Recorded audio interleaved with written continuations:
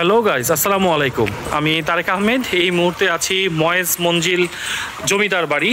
এটা হচ্ছে ফরিদপুরে, এবং আপনারা দেখতে পাচ্ছেন এখানে লেখাই আছে ময়েজ মঞ্জিল, এবং এইটি আসলে স্ট্যাবলিশড করেছেন যিনি, তার নাম হচ্ছে চৌধুরী ময়েজউদ্দিন বিশ্বাস 1885 সালে। এটা হচ্ছে মেইন গেট। তো আমি আপনাদেরকে একটু অ্যাট এ গ্লান্স দেখাবো, খুব শর্টে আমি দেখাবো এই জমিদার বাড়িটি এখনও কত সুন্দরভাবে পরিষ্কার পরিপাটি অবস্থায় এখানে রাখা হয়েছে।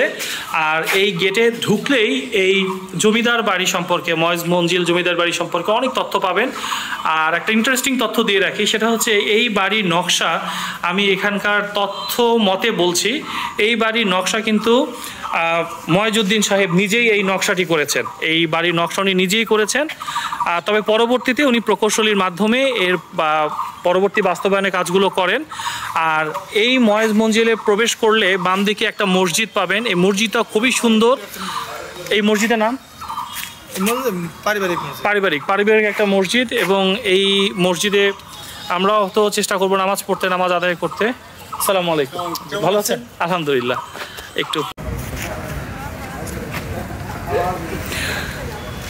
আমরা জমিদার বাড়ির মূল ফটক দিয়ে বা মূল দরজার দিয়ে ভেতরে প্রবেশ করলাম। এটা হচ্ছে দোতলা বিশিষ্ট এই জমিদার বাড়ি, এবং এখানে চমৎকার একটা সিঁড়ি দেখতে পাচ্ছি আমরা।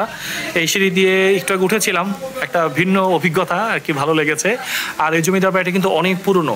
এটা 1885 সালে, প্রায় 145 বছরের মতো পুরনো। এবং এই হচ্ছে জমিদার বাড়ির ভেতরের অংশটি, যেটা দেখানোর জন্য আমি খুব অধীর আগ্রহে ছিলাম যে আপনাদেরকে আমি এটা দেখাবো। তো দেখতে পাচ্ছেন জমিদার বাড়ির মূল ভবনের সৌন্দর্যটা কত চমৎকার করে পরিষ্কার পরিচ্ছন্ন করে রেখেছে।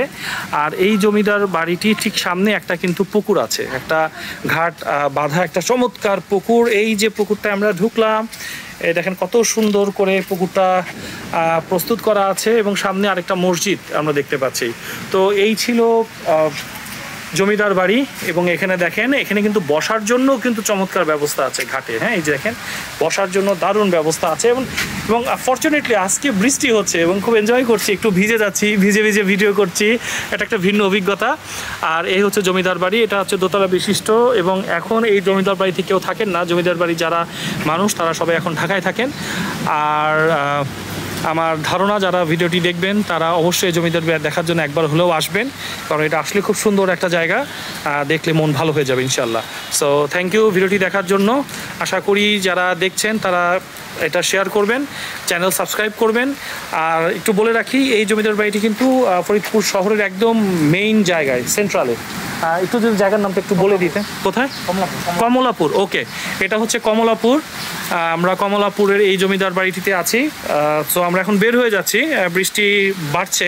সো আমরা এখন বের হয়ে যাব। এই ছিল ময়েজউদ্দিন মঞ্জিল জমিদার বাড়ি। এটা একটা ঐতিহাসিক বাড়ি। তো আশা করছি আপনারা যারা ফরিদপুরে আসবেন ইন ফিউচারে তারা হয়তো এই জায়গাটা দেখবেন। এই হচ্ছে বাড়ির একদম বাহিরের দৃশ্য, এই জমিদার বাড়ি। এবং এই বলে বিদায় নিচ্ছি। আসসালামু আলাইকুম।